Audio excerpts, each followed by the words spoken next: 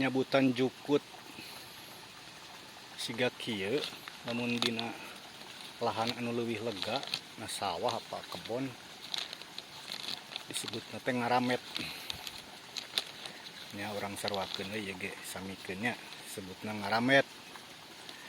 Ngaramet teh lamun bahasa Indonesia mah menyiangi, mersihan jukut alias membersihkan rumput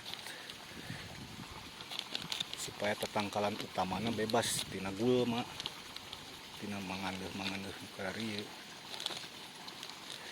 Orang diajar bahasa Sunda leuletikan we tong ngahajakeun tapi aya